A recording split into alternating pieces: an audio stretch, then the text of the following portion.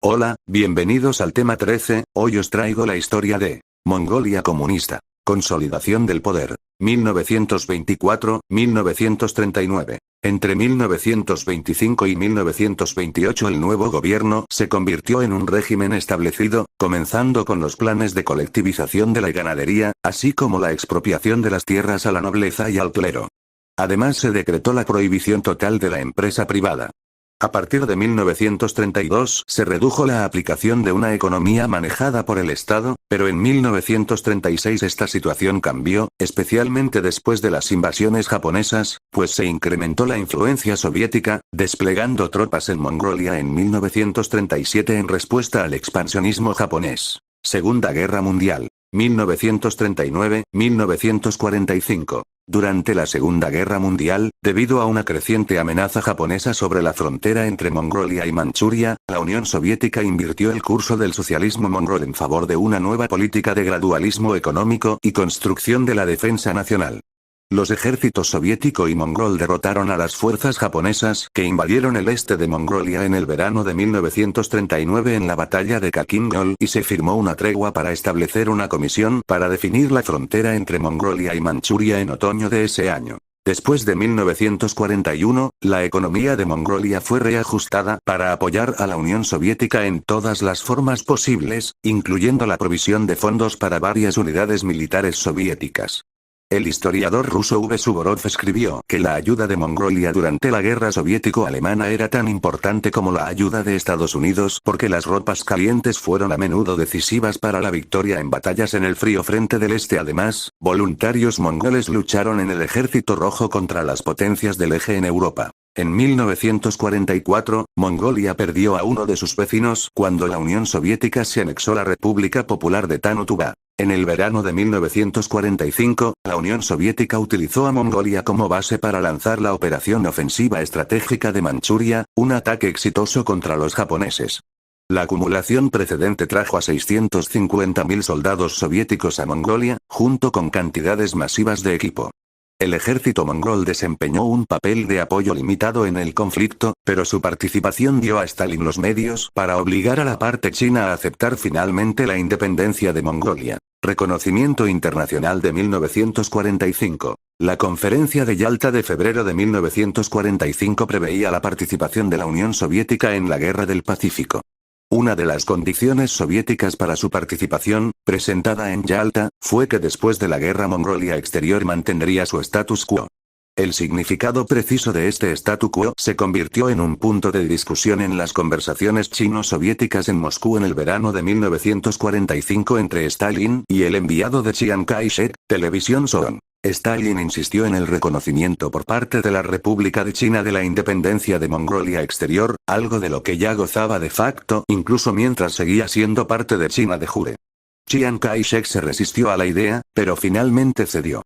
Sin embargo, Chiang extrajo de Stalin la promesa de abstenerse de apoyar al Partido Comunista de China, en parte como una contrapartida por renunciar a Mongolia Exterior. Así, el Tratado Sino-Soviético garantizó la independencia de Mongolia Exterior, pero también terminó las esperanzas de Korolev Choibalsan de unir Mongolia Exterior con Mongolia Interior, que permaneció en manos de China.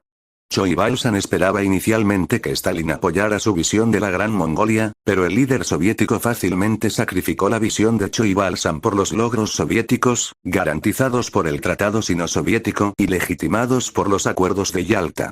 En este sentido, el Tratado Sino-Soviético marcó la división permanente de Mongolia en una República Popular de Mongolia Independiente y una Mongolia Interior de la República de China. Política durante la Guerra Fría. 1945-1985. Seguro en sus relaciones con Moscú, el gobierno mongol pasó al desarrollo de la posguerra, centrándose en la empresa civil. Mongolia era en este momento uno de los países más aislados del mundo, no teniendo casi ningún contacto con ninguna nación fuera de la Unión Soviética. Después de la guerra, los lazos internacionales se ampliaron y Mongolia estableció relaciones con Corea del Norte y los nuevos estados comunistas en Europa del Este. Mongolia y la nueva República Popular China, RPC, se reconocieron entre sí en 1949, y la República Popular China renunció a todas las reclamaciones en Mongolia Exterior. Sin embargo, Mao Zedong esperaba en privado la reintegración de Mongolia a China. Él planteó esta cuestión ante los dirigentes soviéticos ya en 1949, en reunión con Anastas Mikoyan en Shivaipo, y luego, después de haber sido rechazado firmemente por Stalin, en 1954, un año después de su muerte.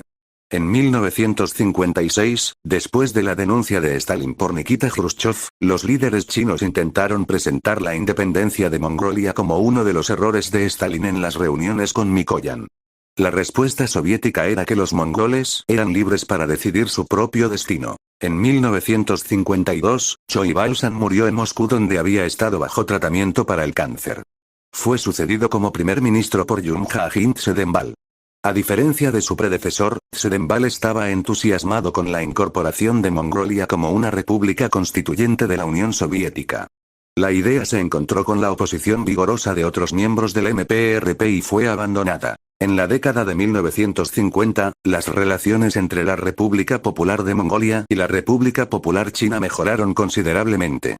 China proporcionó ayuda económica muy necesaria, la construcción de industrias enteras en Ulaanbaatar, así como bloques de apartamentos.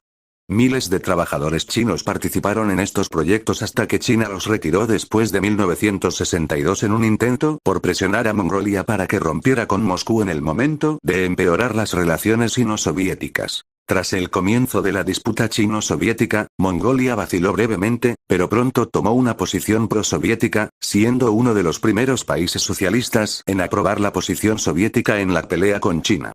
La acumulación militar en la frontera entre China y Mongolia comenzó ya en 1963. En diciembre de 1965 el Politburó mongol solicitó a la Unión Soviética que colocara sus fuerzas militares en Mongolia. En enero de 1966, con la visita de Leonid Brezhnev a Mongolia, los dos países firmaron un tratado de asistencia mutua, allanando el camino a la presencia militar soviética en el país. En febrero de 1967, después de semanas de empeoramiento de las tensiones chino-soviéticas, Moscú aprobó oficialmente el 39º estacionamiento del ejército soviético reorganizado en Mongolia. Con el estímulo soviético, Mongolia aumentó su participación en conferencias patrocinadas por los comunistas y organizaciones internacionales. En 1955, Mongolia intentó unirse a las Naciones Unidas, pero la solicitud fue vetada por la República de China, ahora refugiada en Taiwán, que mantuvo su reclamación renovada sobre Mongolia.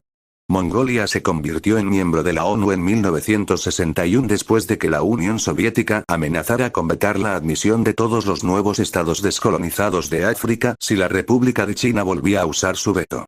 Las relaciones diplomáticas con los Estados Unidos no se establecieron hasta el final de la Guerra Fría. Mongolia se convirtió en un hueso de discordia entre la Unión Soviética y China después de la ruptura chino-soviética debido a la presencia de armas nucleares soviéticas en el país. A principios de los años 80, Tsedenbal se volvió cada vez más autoritario y errático. Después de una serie de purgas innecesarias dentro partido, fue expulsado de su cargo en agosto de 1984 con el pretexto de vejez e incapacidad mental. La retirada de Tsedenbal tuvo pleno respaldo soviético y se retiró a Moscú, donde vivió hasta su muerte por cáncer en 1991. Janbin Bagmonk asumió el cargo de secretario general y se sumergió con entusiasmo en las reformas implementadas en la Unión Soviética por Mikhail Gorbachev. Colapso. 1985-1992. Debido a la inmensa influencia soviética en Mongolia, las reformas de Gorbachev de la perestroika y glasnost también repercutieron enormemente en el país. Entre 1987 y 1991 fueron retiradas progresivamente las tropas soviéticas, con el fin de restaurar la soberanía política de Mongolia. Con la caída del comunismo en Europa, en 1989, se desataron inmediatamente una serie de manifestaciones en todo el país.